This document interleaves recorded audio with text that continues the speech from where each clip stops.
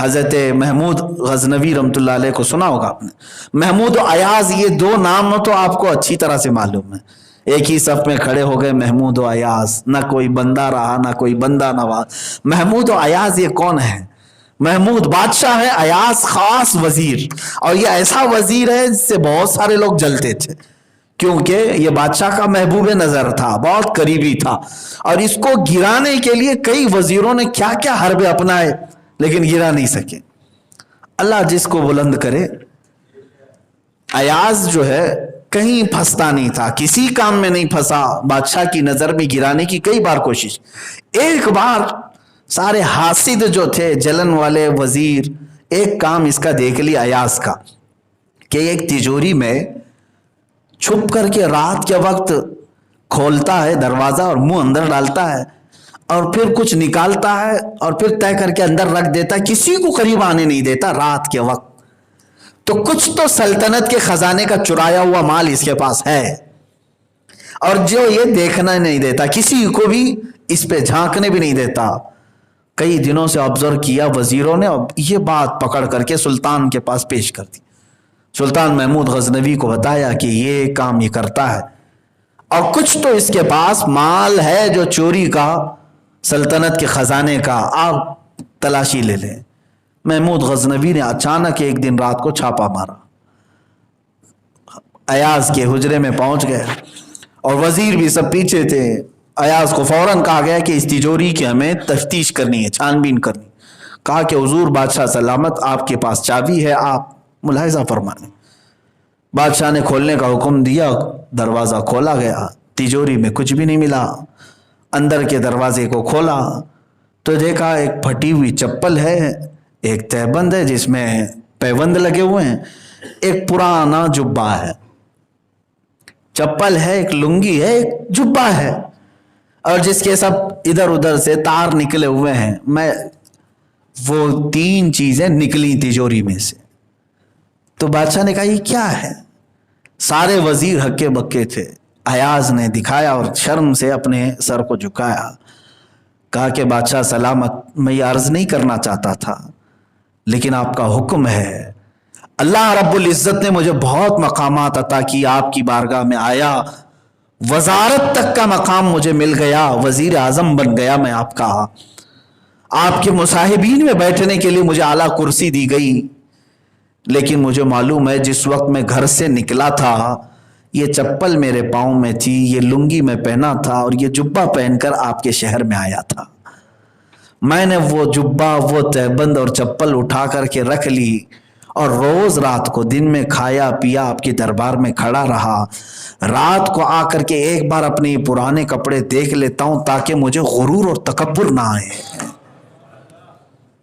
مجھے بہت ساری نعمتیں اللہ نے دی ہیں، ان نعمتوں میں مصروف ہو کر کہیں میں اپنی حقیقت نہ بھول جاؤں کہ میں کیا تھا. میرے عزیزو، یہ ادب ہے.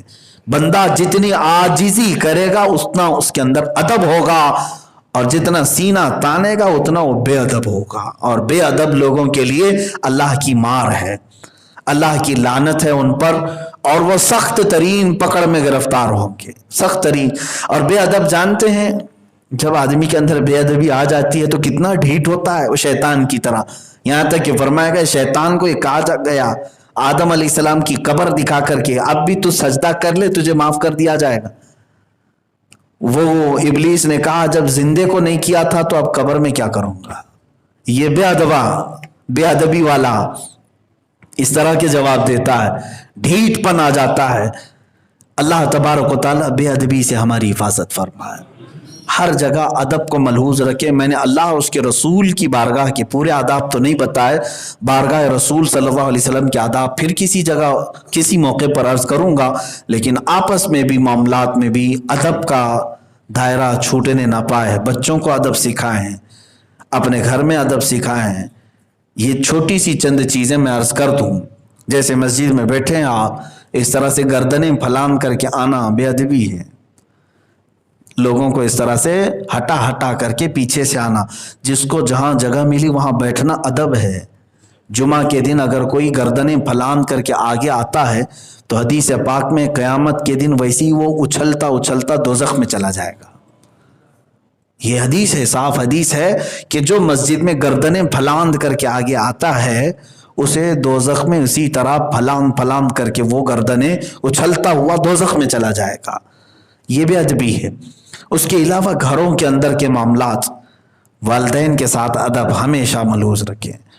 آپ کے جتنے بھی وہ کلوز فرینڈ ہوں گے، جتنے بھی اچھے دوست بن گئے ہوں گے، لیکن ہیں تو ماں باپ، ان کے ساتھ بات کرنے میں جو تمیز اور ادب ہو، اور اس کے علاوہ ان کے ساتھ بیٹھنے اٹھنے میں، یہاں تک کہ فرمایا گیا کہ ماں باپ اگر چل رہے ہوں اور بیٹا اگر ماں باپ کے آگے چلتا ہے تو اللہ تعالیٰ اس سے ناراض ہوتا ہے، اللہ اس بندے سے ناراض ہوتا. بے ادب آدمی ہے.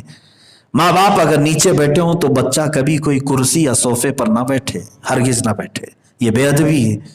اور یہاں سے اس کے اندر غرور و تکبر آئے گا اور شیطان کے راستے پر جائے گا.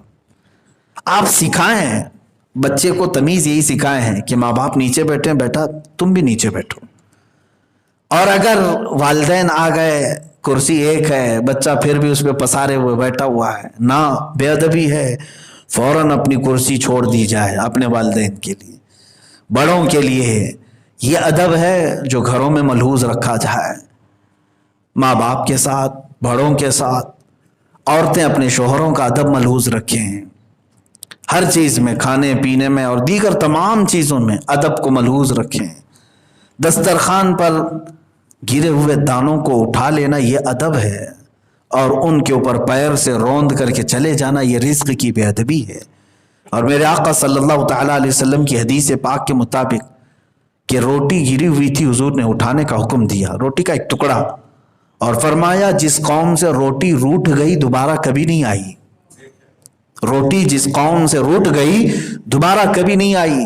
اس لیے اگر روٹی کو بھی گرا ہوا دیکھو تو اٹھا لو، چوم لو اور اوپر کسی جگہ پر رکھ دو تاکہ پرندے کھا جائیں.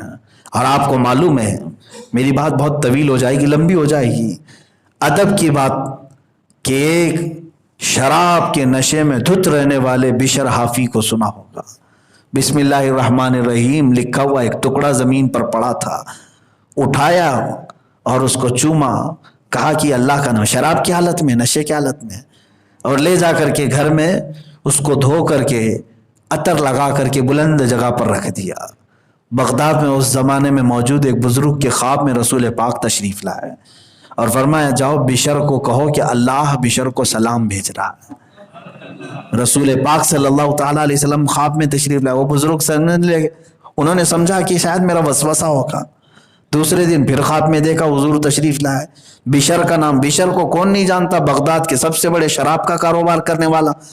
تیسرے دن پھر خواب میں دیکھا تو بزرگ ڈر گئے کہ شاید کچھ تو معاملہ ہوگا. آئے بشر کو بلایا، وہ اس وقت بھی اڈے میں بیٹھے ہوئے تھے شراب کے، اور باہر آئے، کہا مسلسل 3 راتوں سے میں خواب میں دیکھ رہا ہوں حضور تشریف لا رہے ہیں اور فرما رہے ہیں کہ اللہ بشر کو سلام کہہ رہا ہے. اے بشر مجھے معلوم نہیں تم نے کیا کام کیا، لیکن اتنا ضرور ہے کہ تم نے اللہ کے نام کا کوئی ادب کیا تھا. وہ اس وقت جو چوکھٹ پہ آئے تھے ننگے پیر، وہیں سے باہر نکل آئے، روتے رہے، اے اللہ زندگی بھر میں گناہ کرتا رہا، ایک بار تیرے نام کو اٹھا کر چوما، تو نے ہمیشہ کے لیے مجھے غلاظت سے نکال دیا. یہ ادب ہی تو ہے میرے عزیز، ادب. اور آپ دیکھیں شراب کے اڈے میں ہمیشہ رہنے والے کو اللہ تبارک تعالیٰ نے ادب کی وجہ سے ایسی جگہ پر نکال دیا کہ اولیاء کی صف میں ان کا مقام ہے. اولیاء کی صف میں، یہاں تک کہ سرکار غوث پاک بھی ادب سے ان کا نام لیتے تھے، حضرت بشر حافی کا. اور تو اور اتنا ہی نہیں، بغداد میں، پورے بغداد مقدس میں، پورے شہر میں کبھی راستے پر کوئی جانور اور کوئی پرندہ پیشاب پخانہ نہیں کرتا تھا جب تک حضرت بشر حافی زندہ تھے. ایک دن ایک کتے نے پیشاب کیا تو ایک بزرگ نے دیکھا، کہا یہ کیا ہو گیا؟ شاید لگتا ہے بشر کا انتقال ہوا.